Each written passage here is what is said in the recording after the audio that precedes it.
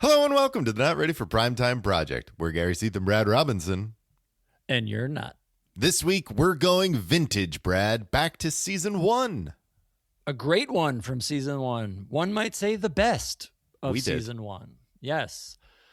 About 50 years ago this week, Madeline Kahn, Carly Simon, an amazing episode. Yeah, a lot of fun this one is. This is great. I mean, it had some of our best bits from season one. Madeline Kahn is a great host. She fits right in with the cast, and she's so uber talented that it's just so much fun to watch her. Yeah, great sketches. Not for Ladies Only's in this. Yeah. The great Marilyn Suzanne Miller's kind of first piece, Slumber Party's in this, which is really good. There's that Bride of Frankenstein musical number I know you loved. I do. You do. And at Final Days, that Final Days sketch was one of my favorites. So yes, it is. Yeah, it's a lot of great stuff. So we figured we'd throw one more really great vintage old school episode for you guys to check out before next week. Thomas and Jeremy Dove show up with Not Ready for Season 6. They're going to take you all the way through Season 6, episode by episode. So check that out. I'm right here on this feed. Brad and I get to take a break. Yeah, I'm excited to listen for a while. Yeah, that'll be nice. So enjoy this vintage and enjoy Thomas and Jeremy coming up soon next week. Yeah. That's right. See, I'm an ex-governor, an ex-actor, and a keyboard player. There's nothing I like better than to gig with the underprivileged. Take it, boy. Take it, boy.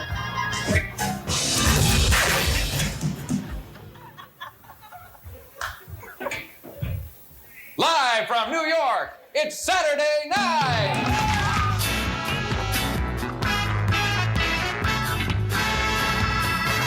Hello and welcome to the Not Ready for Primetime podcast. We're Gary Seath and Brad Robinson. And you're not. This week, we're talking about Season 1, Episode 19 with host Madeline Kahn and musical guest Carly Simon. Brad, this episode was so much fun. So much fun. So much, in fact, we couldn't keep it to ourselves. Please welcome from the Saturday Night Network and SNL Hall of Fame podcast, Kirsten Trumbull. Kirsten, hello. Hello, how are you? Great to meet you and join you on tonight's episode. Thank you, Kirsten. Thank you for coming. You picked a good one. Yes, that I feel confident in saying as well. It was a powerhouse of female talent, like no other way around it. So excited. It really was. And I mean, coming into this episode, I'm a huge Madeline Kahn fan, so I had very high expectations, and I felt like, oh, she brought it and lived up to all of my expectations. Yeah, it was a nice reminder for me of some of the movies I'd seen when I was younger, and she'd kind of fallen off my radar, but it was wonderful to get reacquainted with her as a talented actress and performer. And I think I'm going to have to revisit some of the movies she did, having done a bit of research for this one. She was in some really great roles, and she's funny. Yeah. Like in Blazing Saddles, just the Lily Von Stupp character she plays is amazing. She's great. And she came out of the gates blazing, no pun intended. You know, her first film role was only 4 years before this. What's Up, Doc? She's already had 2 Oscar nominations by this point for Best Supporting Actor, Blazing Saddles, and the year before, Paper Moon. I mean, not to mention, again, the year before, Blazing Saddles and Young Frankenstein. I mean, she's on a roll by the time she shows up at this show. Absolutely. And known as a Broadway actress, she would have, had she not unfortunately died from cancer, she would have had an EGOT. Oh my God, yeah. 100%. I didn't remember that she had died in 1999. There you go. Oh my God, has it been that long now? Wow. Yeah, Lovely. I didn't realize it'd been so long. Yeah. She does it all. Yeah, she really does. Like, I was just thinking she could have easily been the female Billy Crystal of hosting award shows. Absolutely. Totally. That would have been a great role for her. The thought that came to my mind this episode, as far as song, dance, performance, comedian, actor, like Elliot Gould, but dare I say better? I think so. I agree. Elliot Gould's always Elliot Gould, but she has a bit more chameleon ability to her. That's actually a very good point. Yeah, especially as we see in this episode, she's in a lot. She does a lot, and it's a lot of different stuff. Yeah, for anyone who'd seen her movies and hadn't known about her Broadway or theater background, that would answer why she sang so much. It was so natural on stage. Yeah. It seems to be a recurring theme this first season. All these hosts really like to do a song at some point, if not two, sometimes three. And we've talked about this before, Kirsten, how this era of celebrity was everyone was an entertainer. They weren't just an actor or just a singer or just this or that. Everyone was multi-talented. And someone like Madeline Kahn comes on, who not only can she sing and act and do everything, she does all of them so well. And it's so much fun to watch. Yeah, she's that generation after the Debbie Reynolds, where to get into Hollywood, you had to do all of these things. You had to sing and usually tap dance, act, perform theater. Like, it was very much a well-rounded, what we would now call a triple threat. But that was who you were. If you were an entertainer, you studied all of these. She was made from that factory. Yeah. And she fits this particular show at this particular point perfect, where Saturday Night Live is still in that variety show mold. It isn't a straight on comedy show yet. For somebody like her who is so well versed in all those different facets, it's a perfect fit for her. I agree. It was very much more of a talent show. I like variety show better. That is a nicer way to say it. She even brings that out in the rest of the cast too, with John singing with her and just some of the things that she did with Gilda and even Jane. It was, yeah. That's what's fun about the hosts now. And I guess the cast too, right? Like, they all have different talents than, like you're saying, just, I don't mean just, but like just in quotes, a stand-up or an improv actor. Sure. Brad, this episode was originally supposed to happen a few weeks prior to this. It was a month correct? prior, I think, right? I think April 10th was the original date that she was supposed to be on. And they went dark with her episode. And then they tried to figure out how to move forward during the strike. And that's where we got the Ron Nessen episode, which, everything's kind of very stagnant. We noticed it a little bit, Raquel Welch. You noticed it a couple times in this episode too, like a Slumber Party sketch. You definitely noticed not a lot of camera moves at it, but that's when she was really supposed to host. Well, this is exciting. Should we just get into it? Let's do it. Should we address, Kirsten, you may not be familiar with the week prior, they did the Claudine Longet Invitational sketch. Do you remember the sketch at all? No, I don't. Do I need to go back and watch it? Well, it's a Michael O'Donoghue sketch where the idea was Claudine Longet had accidentally shot her lover, and they made a sketch. Chevy and Jane are playing announcers, and basically they're showing skiers going down the ski slope, and just as they start to hit a fall or stumble, they put a sound effect of a gunshot going in. Like, oh, he was accidentally shot by Claudine Longet. Yes. Oh, he was accidentally shot again. Oh, this one just grazed him. Then you hear another gunshot. Nope, that one got him. Anyway, her ex-husband was Andy Williams, who was so upset in seeing it, was writing to NBC, threatening to sue that because of that sketch, one of the only times ever, and definitely the first time, they actually had to issue an apology. So on this episode, which you don't see on the Peacock or the discs, they had Don Pardo with an SNL or a Saturday Night screenshot, and he delivered an apology, which I haven't been able to find. I've tried to scour the internet, I can't find it. But Gary, you have the text, right, of what he said? I do. So apparently this was over just a still graphic that said Saturday Night, and Don Pardo came on and said, on April 24th, 1976, Saturday Night included a sketch about a Claudine Longet Invitational Ski Championship in Vail, Colorado, as part of the program's topical humor. It is desirable to correct any misunderstanding that a suggestion was made that, in fact, a crime had been committed. The satire was fictitious and its intent only humorous. This is a statement of apology if the material was misinterpreted. That is the most lawyerly statement that could have been written in 1976. They got some real jabs in there, though. Yeah. Oh, they did. Yeah, go back and check it out. It's a pretty crazy sketch. It was a Chevy Chase idea. Started as a Chevy Chase idea. He was going to make a joke on Update, and then O'Donoghue took it and snowballed it into an actual sketch. So It's a really funny sketch. Okay, note to self, I'll be watching it right when we're done. Yeah. All right. Well, now I think we can get into this week's show. let's. So the cold open starts with Chevy on stage playing the keyboard or the electric organ, and he introduces himself as Ronald Reagan. So, Because why would somebody else not do this? right. So Chevy comes on and he plays very well, some keyboard, and then he looks to the camera and starts addressing the camera as Ronald Reagan, and then turns to Garrett to do a sax solo every time, and continually calls him boy, to which Garrett takes offense and eventually just punches him and knocks him off the stage. We get the fall and the live from New York. Part of me thought this was going to be another version of Very White. Did you? I did when I first saw him playing the keyboard. No, I just saw him at the keyboard and I thought it was another version of Very White, but no, it was something drastically different. Yes. Chevy's, if you listen to the draft that I did on the other, on Saturday Night Network, you'll know I'm not a fan of Chevy. And I find these, okay, good. I find these openers very much a presentation of Chevy loving Chevy. And so I don't have a lot of time for them. And he's got these pratfalls and it's, knocking over metal chairs and seems like a cheap way to get a laugh. I forgot that there were 2 metal folding chairs conveniently placed for him to fall into. Always. And I didn't mind when Molly Shannon does it, but I do mind when Chevy does it.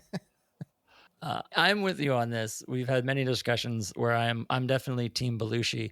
But I will say, to Chevy's credit, going back and watching these episodes that we have from the very beginning, it is fun. I have actually enjoyed watching Chevy start out. Before he's become total Chevy, he's starting to get there around now, but watching it from the beginning, it is enjoyable. And I mean, this sketch wasn't that bad as far as Chevy goes. Although I did, the first time I heard it, said, did he just call him boy? Like, did I hear that right? Yes. Multiple times. Well, yeah.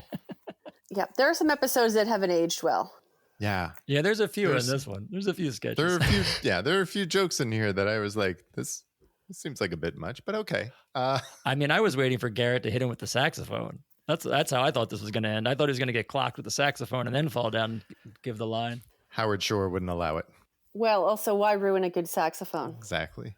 But, and to your point, there's something about the offensiveness of this sketch that does not make it as funny as I think they wanted it to be. At least definitely not now. It definitely does not come off as funny as it might have been 76.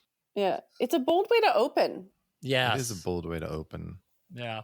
Thankfully, we then get the complete sweetness and sassiness of the monologue from Madeline to cleanse the palate. Absolutely. She got a great ovation. Did that not feel like it went on long? In a good way. It was also the Mother's Day thing. I mean, that's working in her favor. That's true.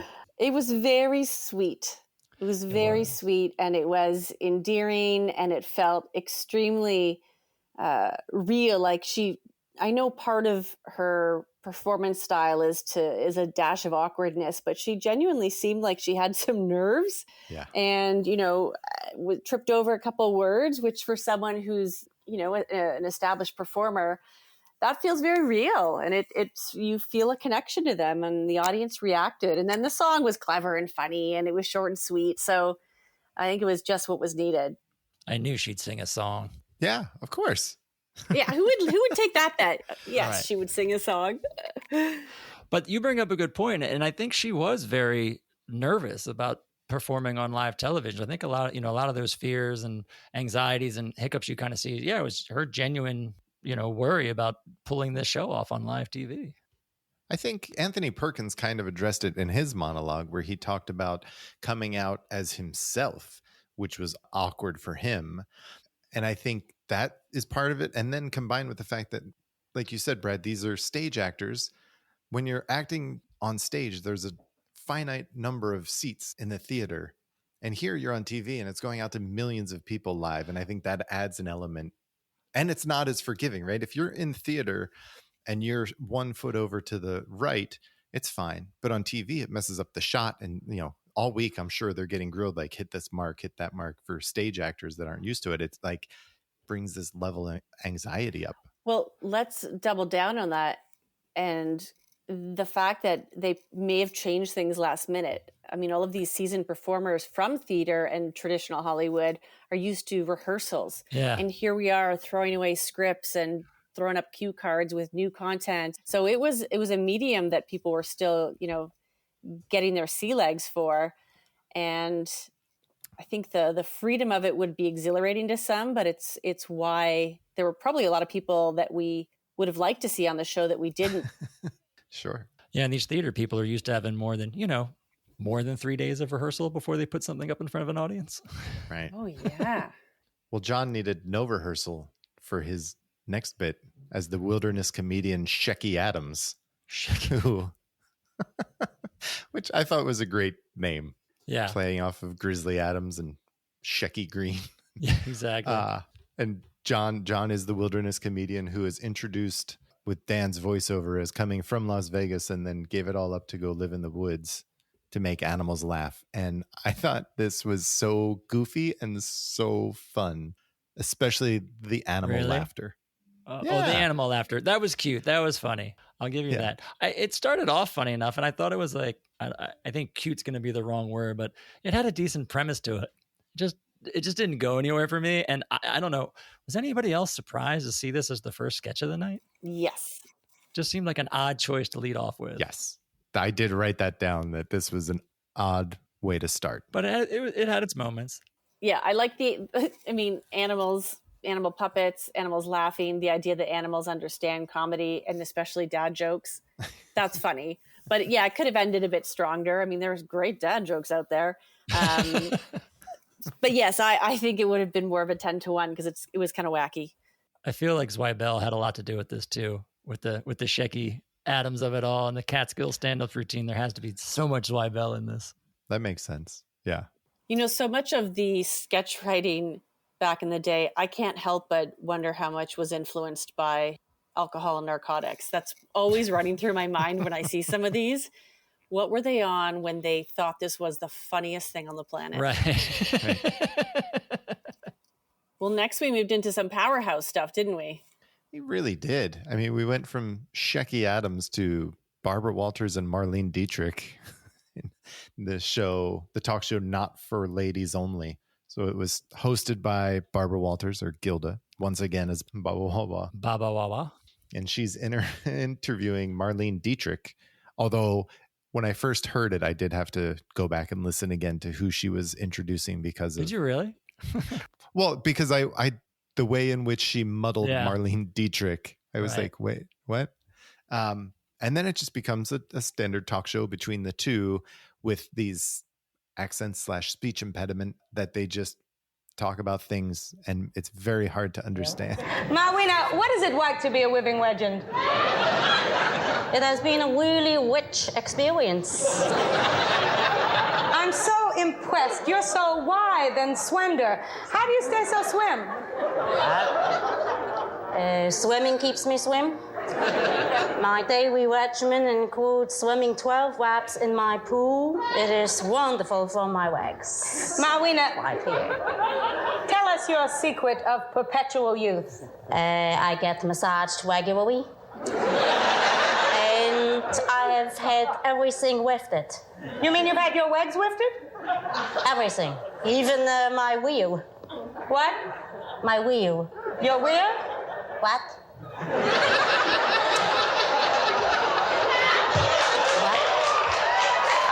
Drop it. Let's drop it.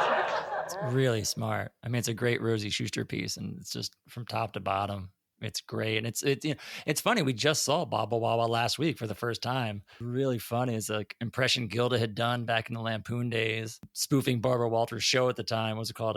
Not for Women Only.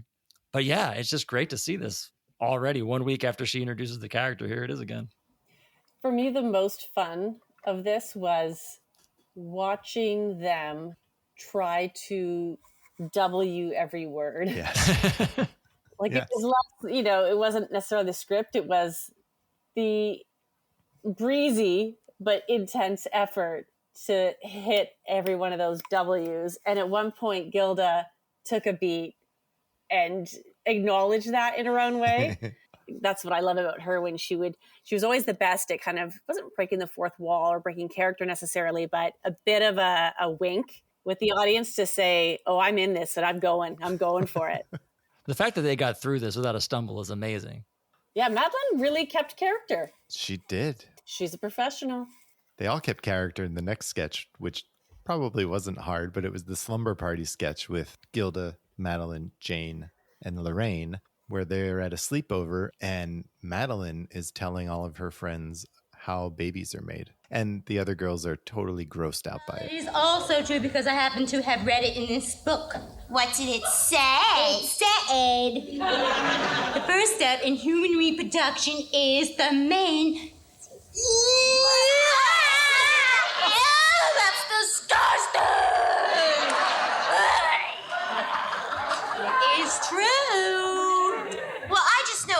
can't be true because nothing that's sickening is true. Boogers are true. Madeline was my favorite in this sketch. Absolutely. Yes, she was the host, but I think she was the best performer here. While they were all fun, she played it pretty authentically, and the others were hamming it up a little bit, but Madeline played it pretty straight. And I love that, though I do also appreciate some of the lines from Gilda, I think it was her, when they said, how long does it take? Depends on how big the girl's stomach is and how quickly she digests. Gilda had a great line about when they said, they could adopt. And she said, adopted children are such a pain. You have to teach them to look like you. Yeah. But yeah, Madeline holds this together. She's great. Yeah. Where it could have gotten too silly, she really kept it grounded. They all did, I feel like. They all were really good. I didn't love Lorraine in this because I felt she kind of veered a little bit more towards Valley Girl a little bit, which I didn't think she needed. But other than that, I thought they were all great on their own. They really held great characters. Gilda was great as pre-Judy Miller. She's great as the little girl in this. And just, all four of them. It's just great to see them all shine in a meaty piece, And shout out to Marilyn Suzanne Miller, because this is like her first real sketch I think she's gotten on this season after being on for a while. So it's top to bottom great. Yeah. I love some, when there were sketches like this, they really gave them time to breathe. Like they didn't feel as rushed. And listen, I could argue both sides of this. I can appreciate when sometimes they do let them breathe when you really want to tell that full story. But there are other times when they don't know how to edit. My complaints about not knowing how to edit are more recent episodes of SNL, but these ones all felt longer. Like they really took their time in a nice way. It did. It was only 5 minutes, but I thought it was going to be longer, or I felt longer because it felt like we got so much from it. I think it might have felt longer. And this is one of the instances in this episode I noticed the shooting it during the strike of it all. Almost the whole sketch was done in that wide shot with all four girls. They took a random close-up of Gilda, which felt kind of weird from time to time. But I think that's why it might have felt a little long, is they weren't cutting back and forth. They just let it play on all four ladies, which was really great because Madeline's front and center, right in the middle. And it just worked so well that way. Sometimes simple can be better. That's definitely a theater trick too. Oh, yeah. And it's just all dark in the background, so you're not lighting that whole set. So... Mm-hmm. And they really stick the landing on this too. At the end, where they're spending 5 minutes talking, it's gross, it's disgusting. And Lorraine, who was probably the one who seemed like the most disgusted the whole time, at the end, all the girls are, I'll never do that. I never will. And the last line is Lorraine, I might. Yeah. Perfect. It was a great ending. It was just so perfect. Yep. I agree. Yep. It was nice to go from that to just Garrett by himself too, because you had this kind of ensemble piece that went on, and then Garrett comes on as Mark Mbutu from Namibia, appealing to the people watching the show for their fondue sets. I love this. Really? I thought it was hilarious because we grew up with fondue sets. So it was... Right. I thought it was so funny. Like it could only be in that era when we all had fondue sets. And it was just so random because it would be like, what would it be like now? Your Instant Pot. Yes. Because we know everyone bought them and they're sitting on a shelf. And so give them to people that will use them. It was funny.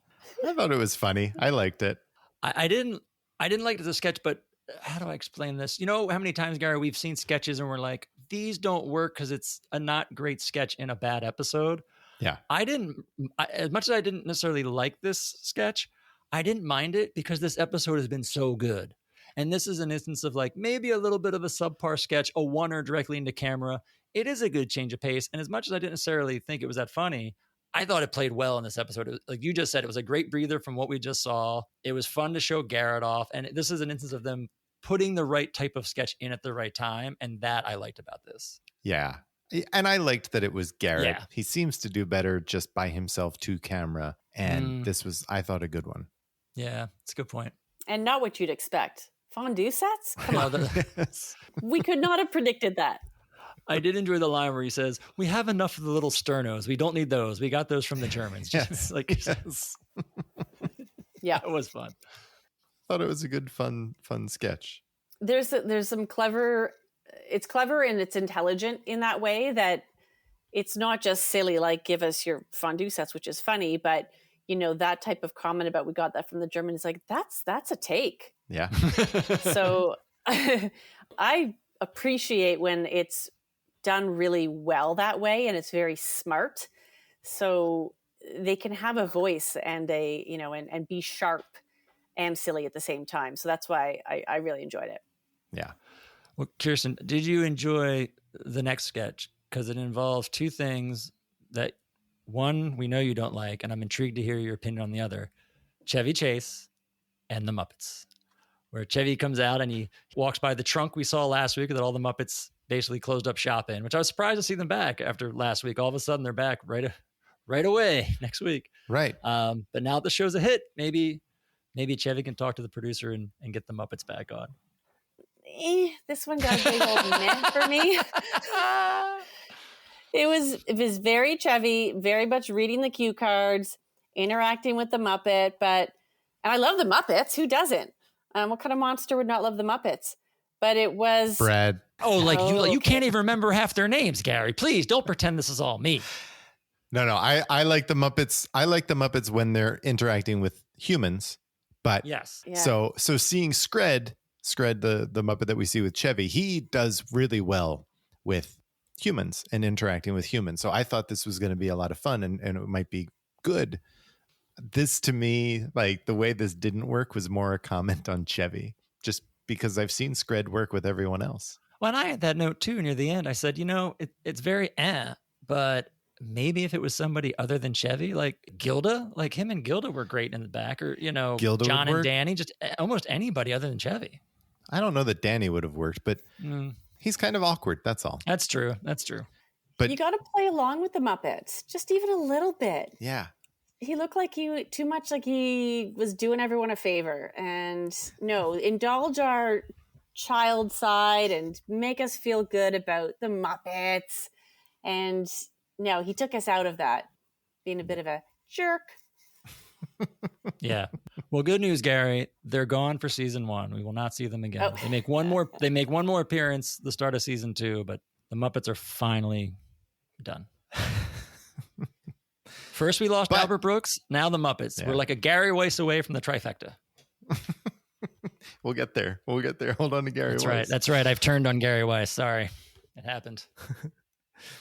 The show completely bounces back, though, after Chevy's poor performance.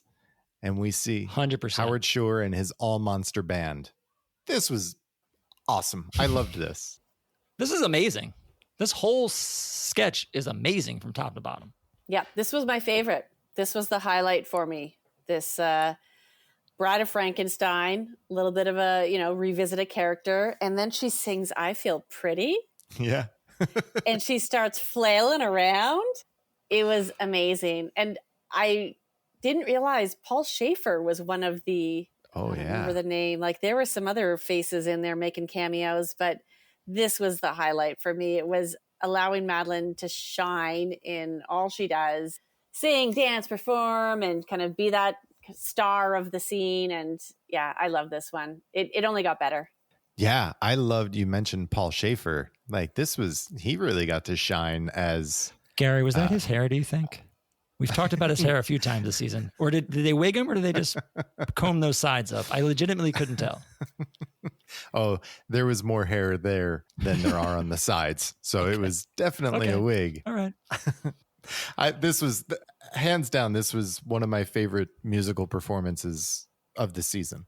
I think this is one of the best sketches of the season. I mean, I had almost no notes because I was just entranced watching this the entire time. I literally had, this is amazing. And my only other note is, yes, the cast. When all of a sudden, like the cast comes out and starts singing and dancing and joining in the routine. It's not just the band. I mean, the set is amazing. They've got fire. The band's into it. They're all dressed up. I mean, it's amazing.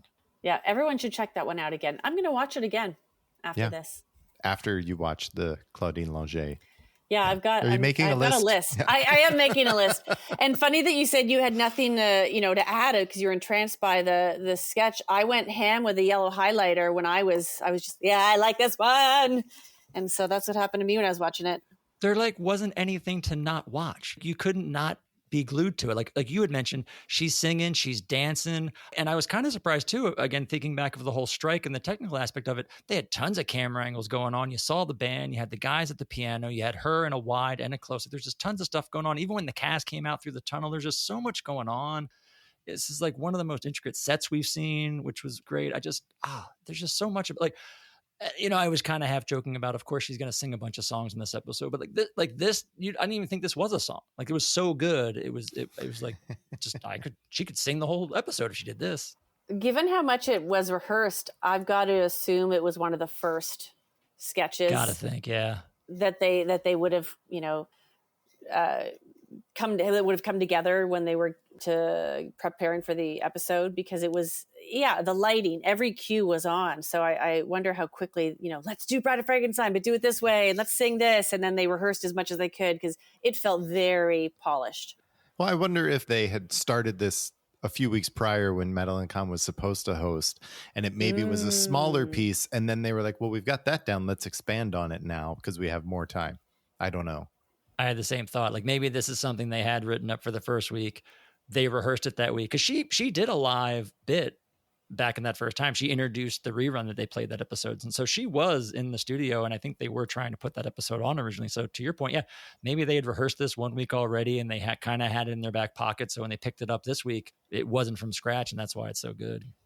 Well, that, for me, all of that goodwill was like a wave that I could then ride through Weekend Update, which was next. Here. I felt like I needed it this week. It's the standard, Chevy open on the phone. And then he rolls through some jokes. I think these were more timely jokes that I just didn't know from 1976. They felt a bit more timely and a bit more political, like in number and recently. Like, there's a lot of those political jokes rambling for the first few minutes. Yeah. And with political figures who were smaller, like senators and congressmen that you would know in 1976, but not in 2023. So the only thing that stood out to me was the artist rendering came up as an image, and I thought we were going to for no reason. I thought we were going to get stuck with another Patty Hearst trial joke, but it didn't.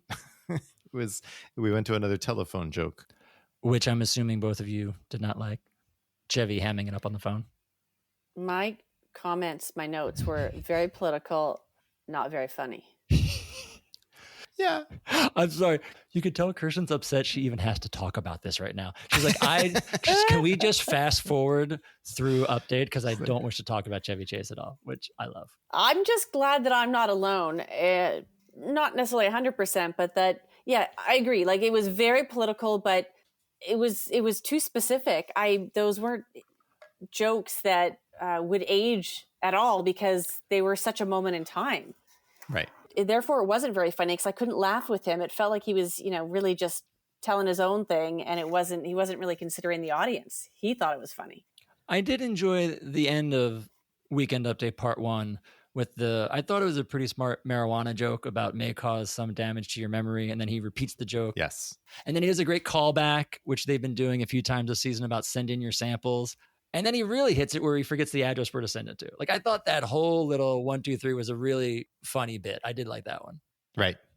Can we talk about this week's example of things that don't age well with the cadet joke?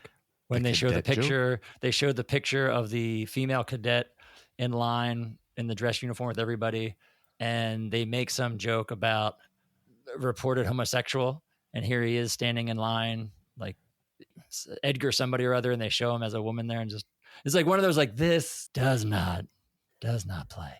That's funny, because now that you say it, I remember hearing that joke, but at the moment I threw that away. It's just this isn't. You should have. I think I got closed-minded to the second half of Chevy, because I don't even remember some of that. I think I just went to a special place in my head. And this is why sometimes the commercial break of Weekend Update works. Yes. And I thought this commercial break was great. It was a live commercial, which is always nice. Yes. It was with the host. Another bonus. With the host. Yeah. And Jane was playing Rosie, who you might remember from the Bounty commercials. Yes. That is an old callback, but yes. Yes. And it took me a minute to remember that. But she's working I liked the name of her shop was Rosie's Hosiery Shop and Grill. Yeah, it was great. It looks like more like a diner counter, and Madeline Kahn comes in, and Jane as Rosie. How great was Jane? How as great Rosie? was Jane? She was fantastic. Even just the look to camera at the end. What a gem. Yeah, she was great. And she had the big wig on, just like Rosie's hair in those old commercials. It was fabulous. It was a lot of fun talking about Madeline Kahn's pantyhose and how it made her legs wet. I wonder how many younger ladies would not know what the heck they were talking about, because who wears pantyhose anymore? Or who knows what Bounty the Quicker Picker Upper is anymore. I mean, there's so True. much in this that you won't know. Yeah. Pantyhose. Yeah. I Nude don't know. I pantyhose. did like when Madeline Kahn faked like taking off the pantyhose and he pulls them up to the counter and literally did it rings them out. Like it was great. Yeah. Like it's so dumb and funny. It's great. It's like such a great spoof of a really popular commercial. And then she just jumps up on the counter. Yeah, I was not expecting that. That was great. Yeah, that had good live energy, that scene and how it ended. Definitely. Yeah. I like this new. I mean, the breaks aren't the greatest thing in Weekend Update, but I like the fact that now they're going to at least live bits, which is a lot more fun than replaying the old commercial parodies that we criticize every week. Luckily, they came back to something that everyone's familiar with a Generalissimo Francisco Franco joke. With Chevy Chase not being able to get a joke out. Right. Because the audience started laughing.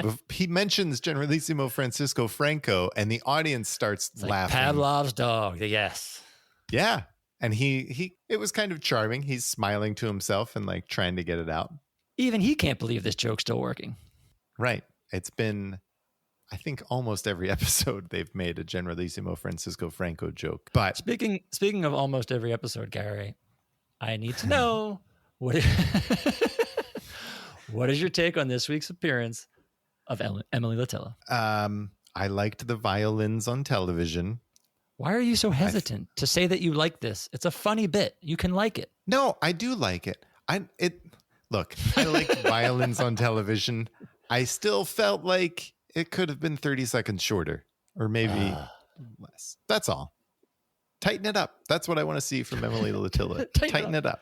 Kirsten, tell us your take. Emily Litella fan? Yes, no? I don't like this pause. Neutral. Oh. Yeah, neutral. Neutral as in like sometimes you like it, sometimes you don't, or it's always just a little take it or leave it. Like, middle of the road. Yeah. That'd be a good way to say it. Yeah. Right. I'm also just really excited to talk about Carly Simon, to be honest. I'm just like really chomping at the bit to oh talk goodness. about. Yeah. I'm going to move past how I love Chevy hiding behind a cow. Look, wait, let's not rush to Carly Simon because this news for cattle I thought was funny. I did too. I actually, yes, I'll give him credit. I missed Garrett coming back and doing the standard bit, but this is probably my favorite deviation that they've done. Yes. Just Chevy leaning over behind the picture of a cow and mooing. I thought it was a lot of fun. And then he pops back out with the shit-eating grin. Yes. Yes. Those are moments when Chevy being Chevy works. See, this is what I'm saying. And they do get fewer and farther in between as I've noticed the season's gone on, but he does have moments where he is fun and genuinely fun to watch. Yeah. Now, Kirsten, the floor is yours, please. So I am curious because she pre-taped one song and then was live for the second. Is that what happened here? No, she pre-taped. No, they were both pre-taped. Were they? Which is interesting because I looked it up and it was attributed to stage fright. Right. I can't think of another musical act that has pre-taped for that reason. And she was so darn popular that they said, sure, of course. I mean, Madeline Kahn gave her credit for showing up and being on the show and but even Madeline Kahn seemed a bit confused as to why she didn't perform live. Yes. She didn't have much poker face for that one. No. Yeah. I wonder if it was a last minute thing. And then why was Chevy singing and playing the cowbell? Who knows? The official story they give is to the stage fright point. She was so nervous that he apparently went on to make her feel more comfortable. That's what I've read a bunch of times. It feels like it's I believe the reports you were referring to were all written by Chevy Chase. probably. That's Well, and even if he was in there, did you have to do a zoom in? Like, what was it the shot where they zoomed in on him halfway through the end of that song? I'm also upset the fact that Chevy Chase is now hijacking this segment. Because as much as I don't like Carly Simon, which I did remember during this performance, I actually don't like Carly Simon. But I am actually upset that he is hijacking her segment. For sure. It would be one thing if he came in and, hit the cowbell a few times and then, retreated back. But he sang. yes. And I swear they turned his mic down because he was really loud when he first started singing, and then it went down. And I don't think he would have modulated his voice on his own. Someone put him back down because he was loud. Are you saying Chevy Chase can't edit himself? Is that what you're trying to say? Yeah, maybe. Yes. Okay. Why didn't you like her? I'm just not a fan. Like, I don't. But impartial or don't like her? Oh, impartial is probably a better word. Impartial. Okay. Yeah.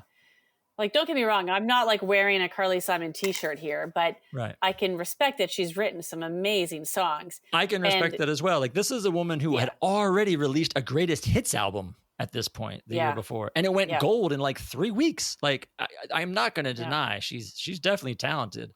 I mean, we've complained a bunch too on this of the level of musical acts they've been getting this season. You get a lot of Esther Phillips, Anne Murray's, people who their prime was 20 years in the past. So I will give the show credit. And I'm sure, again, that's why they let her go ahead and pre-record. But to get somebody of this stature, that popular of this time, is pretty great. I mean, can we also just give it up for someone who brushes out their curly hair? Can you imagine someone, not ironically, wearing their hair like that? And she's a beautiful woman. That's just a style that was very specific to that time. Yes. That women spend a lot of money trying not to do for the last 2-3 decades. It was a look. It was. And she has a lot of hair. She did have a lot of hair. Which it was emphasized by the soft focus and the just felt like there was a very thick stocking. One of those pantyhose was behind the lens. And that's what we were looking at. What's her does anyone know her reputation? Like, was she a bit of a diva with her, rider and her demands, or was she just? No, I think it was the stage fright thing. She's talked about it a bunch, which is weird because she has toured before and she's like seen therapists and people about it. And it's definitely been a reoccurring thing apparently through her career, the little bit that I read up about it. But it's just interesting because, she would tour at times, but then she couldn't do this, which, maybe the TV aspect of it, you were talking about Madeline Kahn before, it's one thing to be in front of the studio audience, but to perform live where you're going to go out to millions of people live, maybe that's what really freaked her out. It's probably more that, I guess. I just had this thought, and I don't know if you know this, Brad, but was this pre-recorded segment done at Dress? Was this like something that she was planning to do live and then backed out at the last minute and they had it from... I don't think so, because I feel like that would have been part of the story you've heard, and I've only ever heard it was always she did a pre-tape. So I want to feel like she came in saying, gotta do pre-tape. Well, then let me ask you this. Why play them back to back? Yeah, I don't have a good answer for it. I didn't mind them together. It wasn't bad back to back. Did anybody else think that was Will Forte playing sax? Yes, right? I did. Okay, good. Yes. Oh, I've got to go back and look at that. Yeah, add it to your list, Kirsten, because it's on my list right now. I love Will Forte. In the first song she sang. Okay. Yeah, he's like front stage. Yeah. They cut to a camera and he's right there, and I'm like, he's got that Will Forte MacGruber bowl cut happening. I could have sworn it was 20 years or 30 years earlier. Spot on. Yeah. Amazing. Speaking of spot on, how about Dan's Nixon impression without a monkey mask on this time? This was a fun sketch. This one I made note of really had some elements that didn't age well. Yes. A lot of slurs. And hey, I guess it was a time when people did feel okay to say these things, but I think there's was strange two things to see those coming out of Madeline's mouth. Yeah, I think there's two things. That one, yes, we've mentioned this a couple of times, that the time of when it was, people were a lot less politically correct. But two, that the sketch that this is based on the book, The Final Days, where the kind of one of the big bombshells of that book is that Nixon was so racist and so prejudiced against so many people that it's really kind of the point of this sketch is really blasting Nixon for the horrible person he is. Mm-hmm. You couldn't write something like this now using that language if you wanted to go after, Trump or whoever. You'd have to be much more PC about it. Well, you just have to be more clever about it. I think there are ways that, look at someone like Michael Che, who can insinuate racism without saying the slurs. Maybe he's not a best example, but no, it's not a bad example. No, I do totally. She repeated them so many times, like we kind of got the point, and it started to feel a little overdone at that moment. I agree with you. The Madeline Kahn slurs were harder to take than Nixon, than Aykroyd doing Nixon. That part, it was a little bit tougher to watch. Yeah. But outside of that, I enjoyed how she performed this character. I thought, this is going to sound so corny, but the ability to act, fake right, express emotion, the VO really worked, and she made it look easy. I think most of us think we could perform like that, but fat chance, most of us can't. But I was making note of just how well she did that. And then there were some good lines in there. Dick's leg swelled up again today. Good. And then the classic, that never happened with Dick Nixon, was in the White House. You see that in every, highlight reel of SNL history. Oh, when he's at the Kennedy portrait. You, Kennedy, you always look so good. They're going to find out about you someday, though. Oh, yes. Yes, having sex with women, the president, within these very walls. That never happened when Dick Nixon was in the White House.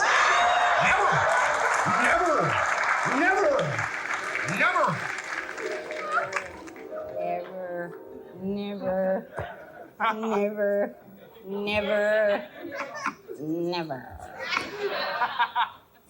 I think Henry Kissinger was the first one to suggest that resignation was inevitable. Now, he told Dick not to think of it as a resignation, but as humiliation with honor.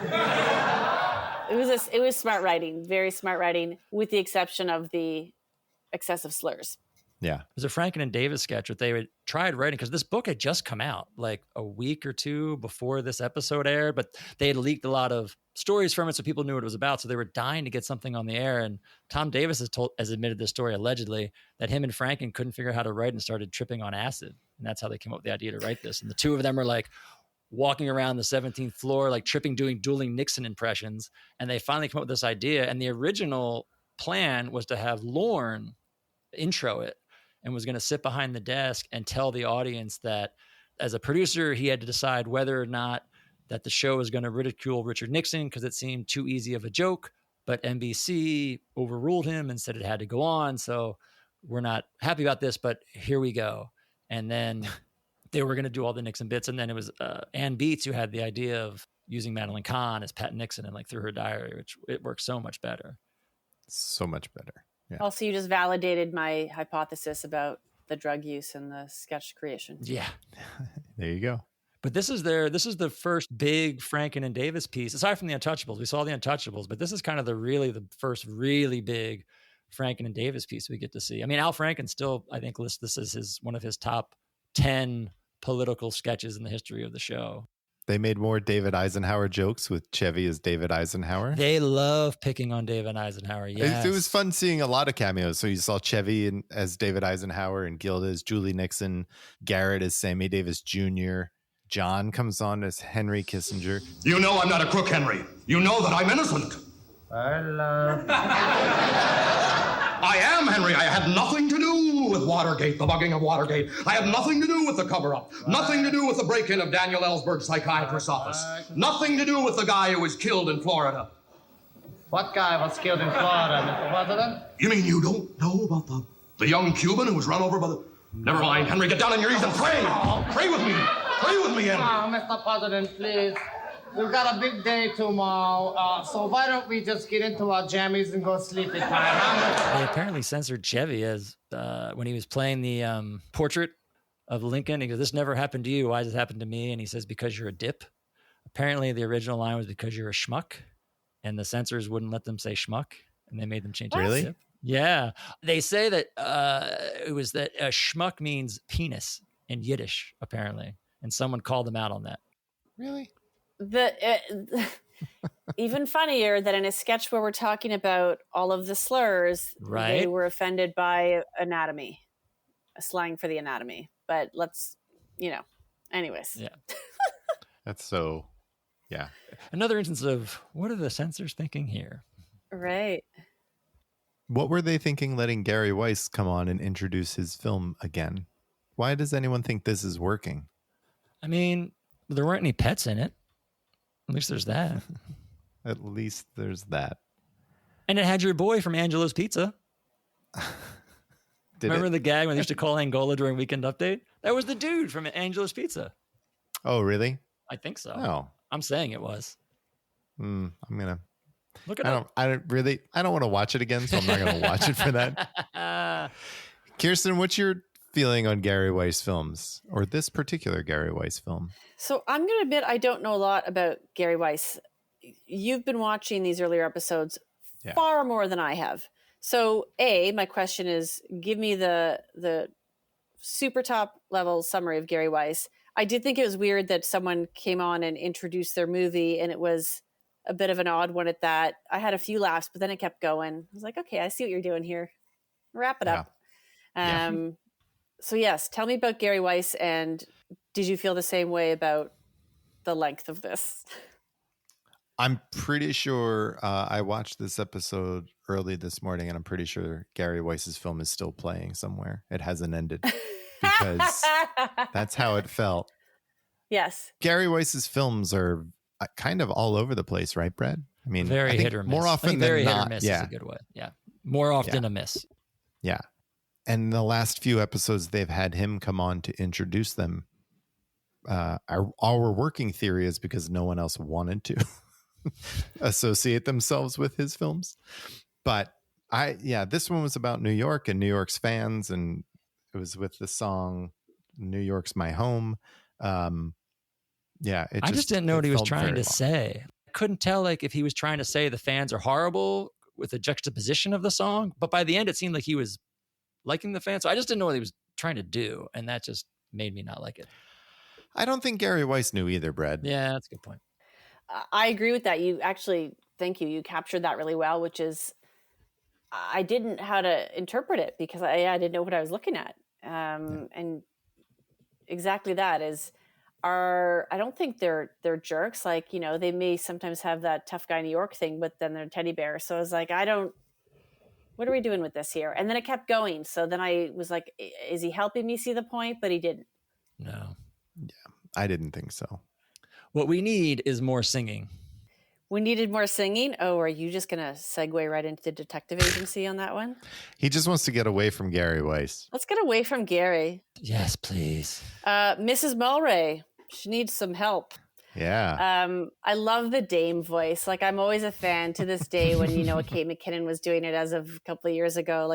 The whole gumshoe, detective and damsel in distress thing is fun. And then this one turned into a musical. And the timing on this was impeccable. Yes. They went from song to speak. That also seemed, it had to have been rehearsed. It was so sharp. Yeah. Oh, yeah.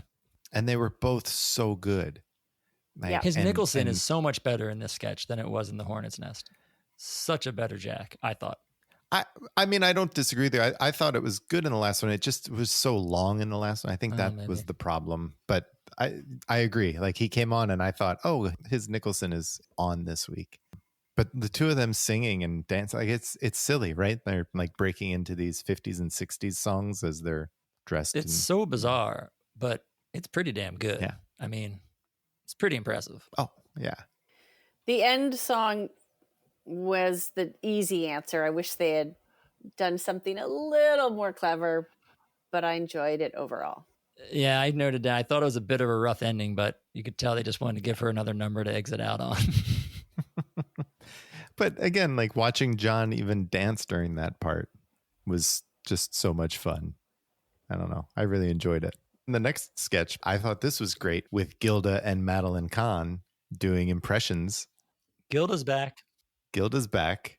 And they say, although they tee it up with something like, we're going to do something you've never seen on television before. And I was like, that's when I thought back to it, I was like, that's kind of a stretch. But Madeline does her impression of a baby eating ice cream for the first time. Very funny. And then it was very funny. It was very and good. That was no dialogue, just physical humor, just her face. It's like another thing that she can do. Like, where'd this come nailed from? it. Exactly. Yeah, she was excellent. And then Gilda plays a parakeet learning its first words. Only Gilda could have done that and pulled it off the way she did. With the little clicking. Yes. Yeah. And the knowing glance while she's clicking. It felt so random and weird, though. I thought, are they killing time for real? It kind of felt like theater exercises to kill time, but I just felt like it was better than that. Well, we haven't seen one of these in a while. We haven't seen one of these, Gilda being Gilda kind of sketches in a little while. And this parakeet thing is something she had kind of wanted to do. Alan Zweibel tells this story about the first day he showed up for work, and they're all sitting in Lauren's office, and he's like scared to death to be there, and he's hiding behind a plant. And like Gilda comes up to him and asks him, "Can you help me be a parakeet? I have this idea. I want to be a parakeet. I don't know what a parakeet would say. Can you help me write it?" And then pitches this idea that Zweibel is going to write this sketch for her being a parakeet. And then all of a sudden, like, here it is. It shows up. Amazing. I do appreciate that in a more modern SNL, they would have tried to create an entire sketch around the parakeet. And here they thought, no, just watch her be a parakeet for 30 seconds. Done. And this is a great little bit. Like, it may have been to kill time, but it's short and funny and it works. And and again, even as a time filler, it's a very well written piece. Like, it's a great callback when she pulls the towel off. Hello, like it's like nothing's wasted in this, which was just really fun to see. And something so small, it's really thought out. Yeah. Yeah. And I'd be remiss to say that it is so, so, so sad that we lost them both to ovarian cancer. Yeah. Oh, yeah. So utterly sad. Two comedic geniuses, and what a horrible coincidence that they both, suffered from that, and we lost them to it, because they were just magical human beings and so wonderful. So that's a sad thing. That is. And then she ended with this beautiful song on stage, and Lost in the Stars. Yeah, which felt very theatrical, especially with the lighting at the end, and it felt a little bit different, but no complaints. It just was a different beat to end on. And we've seen this too a few times this season, where they end on a musical performance that is a little lower key than how the rest of the show may have been to this point, or just kind of feels like you're going out on a down note, which doesn't always feel good. And it doesn't work for me generally, right? Like we saw Kirsten, add it to your list to go back and watch the end of the Desi Arnaz episode, because he plays a wonderful musical number at the end of the show, and then it rolls over into Good Nights. And that's kind of like a really fun, high energy way to go out. And it felt like, oh, that was a lot of fun.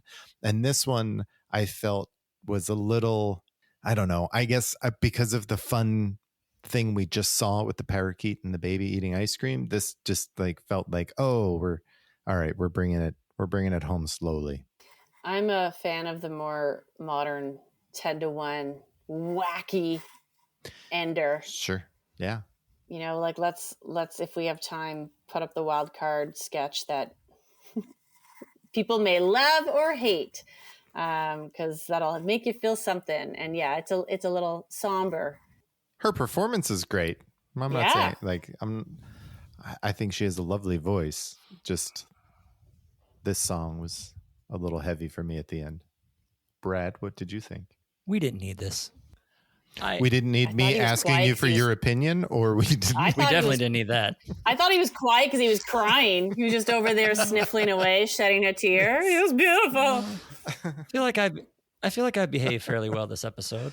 Wait, just for context, Kirsten. I mean, damn, people love to sing on this show. For context, does he cry a lot? No, Is Brad a cry? Brad's the grumpy one. And so he's trying to turn over a new leaf and find the good in every episode, Thank you. Which has been very hard for him. It's enough. Especially with me trashing Chevy and just trying to take him down. No, that's exactly what he wants. That's you Brad's saved me about right 4 there. comments tonight. That. Thank you. Yeah, thanks a lot. Goddamn, people love to sing on this show. Yeah.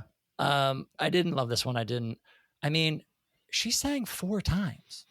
Monologue, Bride of Frankenstein, Chinatown, now this. This is the only thing I got to say in this episode I thought was a miss. It didn't need, her singing again. I agree with Kirsten. Like, a sketch would have been better here. And she was in so much. For everything that this show was doing, and it was so enjoyable, her by herself singing, to your point, Gary, kind of a slow downer song, not what I needed to go out on. But again, if this is the worst thing in the episode, it's still an amazing episode. You know what I mean? Like, this is still better than a lot of things we've seen. It just, did we need a 4th song? Did we need to end with it? Did it need to be slow? No, but. Mm-hmm. Especially for someone who's typically known for her very quirky, upbeat, humorous singing and lyrics. She does a thing in season 3 where she sings, what's the song? It's like Clarence Gatemouth Brown, I Ain't Got No Home. In like the frog in the frog voice. It's amazing. Like that kind of a thing. Like, if she would have done that here, would have been awesome. Yeah. Sometimes I wonder if the Hollywood people were trying to boost a singing career for her. I don't know if it's that or if it was her. We discussed this last week with Raquel Welch, where the show was running long and Lauren gave her an option. They had to cut something, and it was either a sketch with her and Lorraine or her singing a song. And she wanted to do the song, and Lauren let her do it. It's like, I wonder how much of it, was Madeline Kahn just really wanted to sing this song. And so they let her do it. Yeah. But the Good Nights felt, that warmed it up a bit, because she's just so genuine and sweet. And I got the real feeling that the cast were very authentically happy to have her there. There were a lot of hugs and good vibes. And so that says a lot to me that they all kind of rush to her and want to embrace her. She was a great host. I mean, a lot of times we watch episodes, and more times than not, my biggest criticism is that the host isn't in enough. We don't see the host. They're not doing anything. We miss them for picture. She's in everything, and she's good in everything. Yeah. So it's like I'm sure they were excited to have her and so appreciative, because she knocked it out of the park. I mean, I would put this episode up against anything.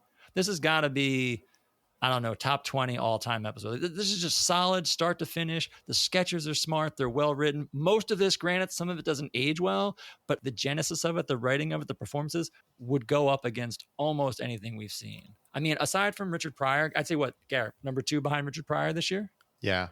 And only because Pryor was like so edgy and going, to those levels. But on a performance, her as a host, probably performance, better. Yeah, I think she's the best host performance-wise. Yeah.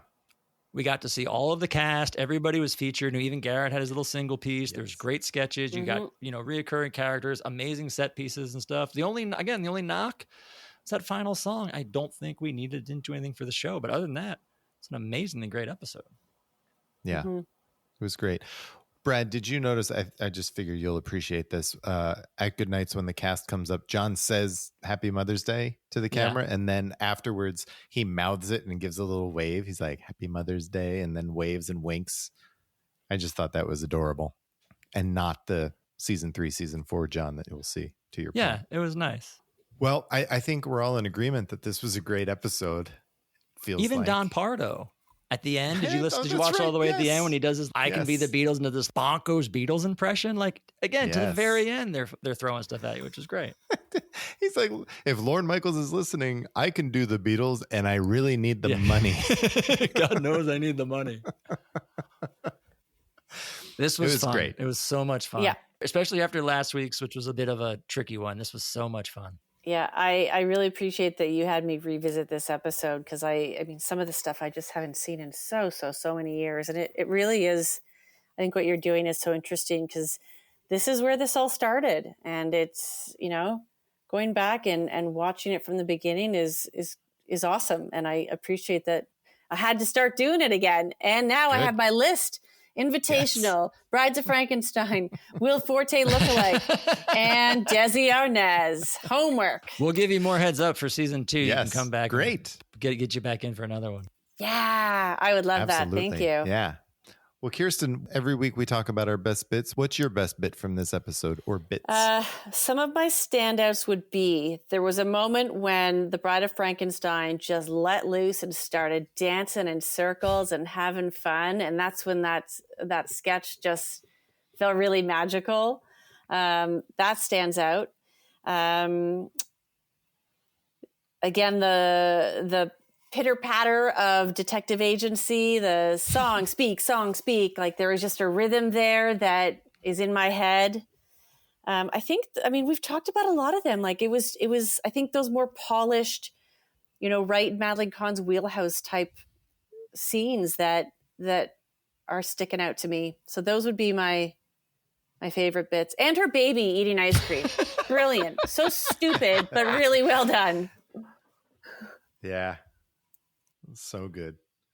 Brad, what are your best bits? This just shows how great this episode is. I had Final Days, Slumber Party, and Not for Ladies Only.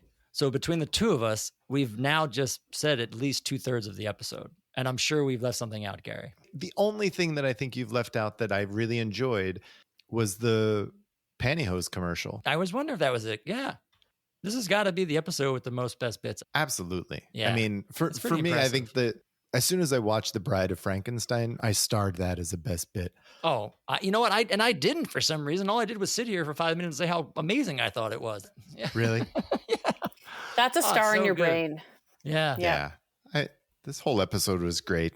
Yep. Kirsten, thank you for coming and doing this with us. Thank you so much. Oh, thank you. This was fun. I appreciate it. And I can't wait till the next one. Great. Well, folks can find you on the SNL network. That's and right. Also some episodes of the SNL Hall of Fame. That's correct. Yep. Awesome. I might be obsessed with SNL. Maybe. That's okay. Maybe. That's, So be it. yeah, I'm in good that's why you're company, here. aren't I? You are. Yeah. Yeah, it's great. Well, thank you again for doing this. This was wonderful. I'm glad it was a great show that we all loved. That makes it so much more fun, really. So we appreciate it. Next week, we're going to be talking about season 1, episode 20 with host Diane Cannon and musical guests Leon and Mary Russell. Until then, good night and have a pleasant tomorrow. And have a pleasant tomorrow. This is Don Pardo, and if Lorne Michaels is listening, I do a fantastic impression of the Beatles, and I sure can use the money. She loves me, yeah, yeah, yeah. She loves me, yeah, yeah, yeah. I want to hold your hand. I guess he's not listening. Oh, well, good night. Yeah, yeah, yeah. Hello and welcome to the Not Ready for Primetime Really? Project. No, you got to do that again. I know. I kind of liked that. It was interesting. Hello. Hello and welcome. How long are you going to let that go before you let me stop you? Brad, why do you do this? Do you do this to hurt us?